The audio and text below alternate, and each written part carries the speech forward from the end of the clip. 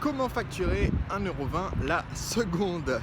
Bonjour, ici Sébastien et c'est déjà vendredi.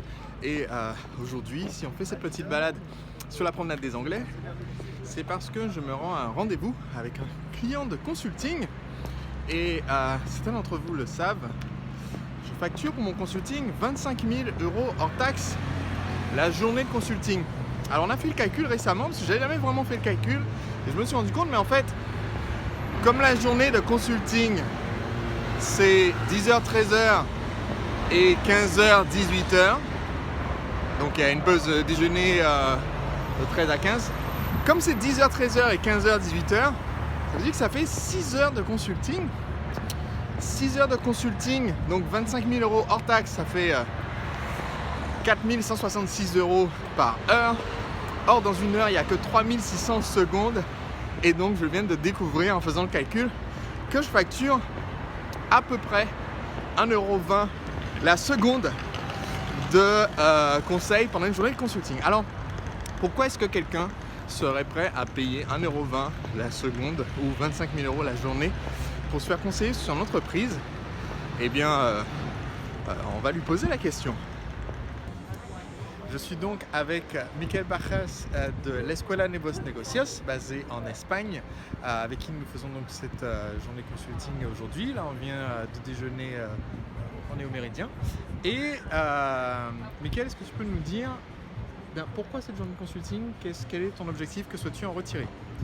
Bon, je pense que toi, un des points plus forts que j'admire, c'est la simplicité. Et moi, c'est une chose que je cherche toujours, mais c'est très difficile de le chercher sur mon propre business. Et avoir ton regard sur ça et m'aider à prendre les bonnes décisions, c'est une chose que je valore beaucoup.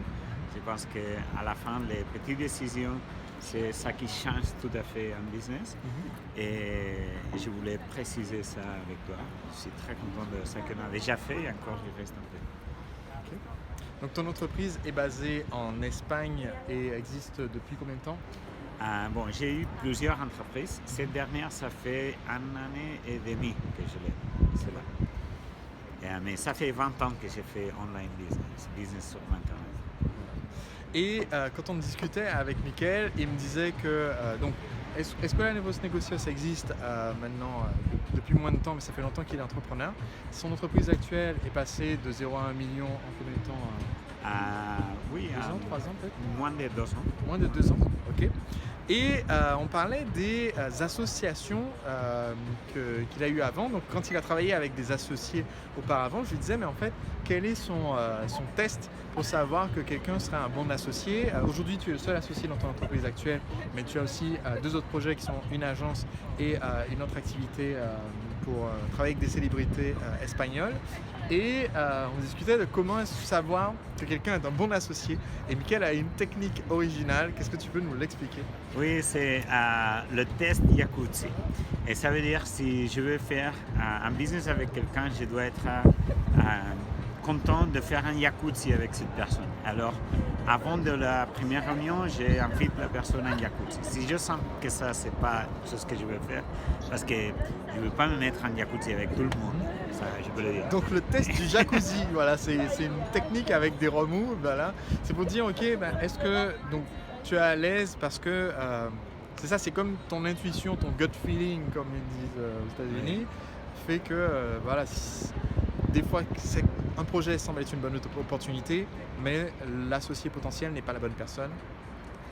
Oui, je dois sentir à l'aise avec cette personne pour même faire un jacuzzi. Si je sens que ça c'est bien, je dis oui, pourquoi pas. Alors peut-être c'est une bonne associée. Ça c'est une des choses que je me demandais. Des fois même on l'a fait les jacuzzi. Peut-être pas le premier jour, mais à côté de chez moi il y a un hôtel très joli, qu'il y a un bel jacuzzi. On va beaucoup avec les gens avec qui je travaille. Des fois on y va. Donc voilà, même si vous n'avez pas littéralement un jacuzzi chez vous, c'est en fait le test de se dire, mais voilà, est-ce que mon intuition me dit que je serai suffisamment confortable et donc que j'ai suffisamment confiance et plein d'autres choses qui se jugent comme ça avec une question très très simple. Donc avec Michael, on a travaillé sur comment faire pour simplifier dans son activité parce que bien qu'étant extrêmement rentable, il fallait aussi pouvoir se libérer du temps et c'est un facteur essentiel. Donc qu'est-ce qui sera différent pour Michael 2020 par rapport à Mickaël 2018? Bon, moi j'ai un texte que j'écris que ça fait longtemps que c'est les idées sont l'ennemi. Et des fois, les entrepreneurs comme moi, comme peut-être toi qui regardes la vidéo, on a plein d'idées, on veut faire plein de choses. Et essayer de tout faire, c'est trop. Et moi, même si je sais la théorie, après à la pratique, je l'oublie toujours. Et avec toi, je pense qu'on est en train de faire un plan anti-idée Mickaël.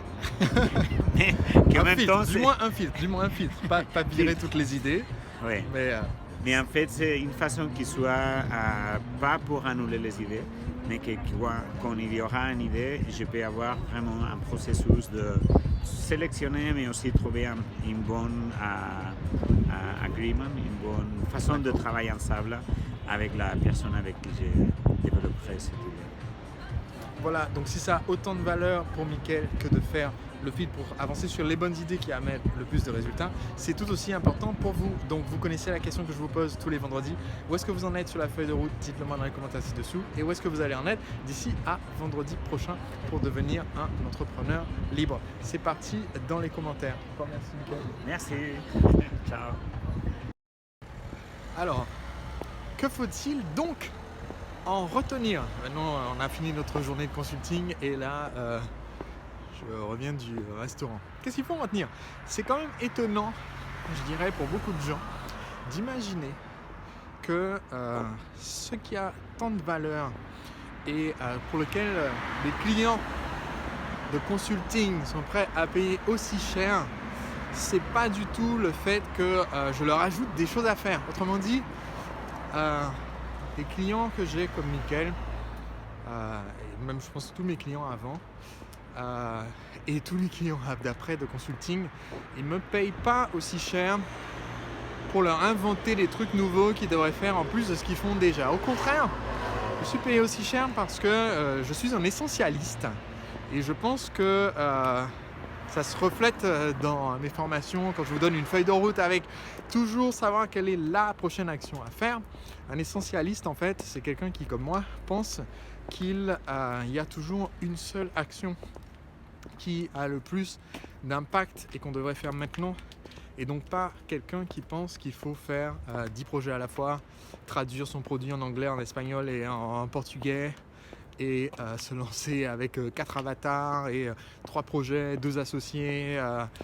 Et en fait, les personnes qui ont le plus de succès sont ceux qui se concentrent sur un seul projet. Donc si vous en êtes en ce moment là, sur votre feuille de route, en train de réfléchir, en train de dire oui mais j'ai 3 avatars, j'ai 2 projets, j'ai 3 entreprises, vous voyez en fait Mickaël, la raison pour laquelle il fait ce consulting, c'est parce que son activité a connu une grosse croissance et il s'est retrouvé coincé parce que il a dit oui à trop d'opportunités et il se retrouvait avec son entreprise principale, 2 autres projets où il est associé avec d'autres gens pour faire la même chose que ce qu'il fait dans son entreprise principale, une agence qu'il est en train de monter et un projet pour faire un autre site de travail avec des célébrités.